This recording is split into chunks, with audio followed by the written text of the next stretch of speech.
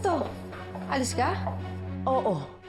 Dahil ayaw kong mahawa ng katangahan nitong bahay na to. Di mo man ako kakausapin. Alam mo, hindi kita maintindihan, Vanessa. Ang galing mo namang lawyer. Pero pagdating sa kapatid mo, napakabobo mo. Sorry, honest ako.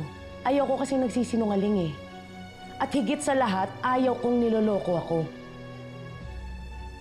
Kung iniisip mo na mali si Angel, show me solid proof. Ayoko ng kwento-kwento lang. Ayoko ng hearsay. I want solid, verifiable evidence. So nagdududa ka na rin sa kapatid mo? Wala namang bearing iniisip ko eh.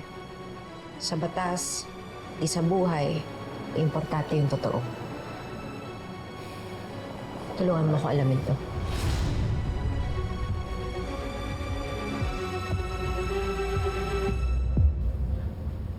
Vanessa, ikaw ba yan? Tanggalin mo yung maskara mo. Nakita kita bago mo kukunin.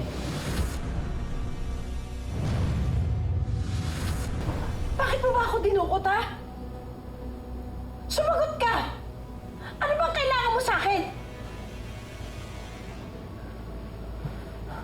Okay, ganito na lang. Total, nasa iyo naman ang bag ko. May ATM ako doon. Mag-withdraw ka ng pera, ha? At mag-book ka ng ibang hideout. Yung secluded na mountain resort. O di kaya isang island. Hindi dito, napakabaho!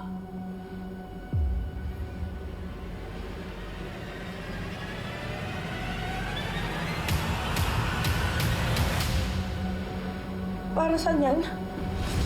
Anong gagawin mo dyan? Vanessa?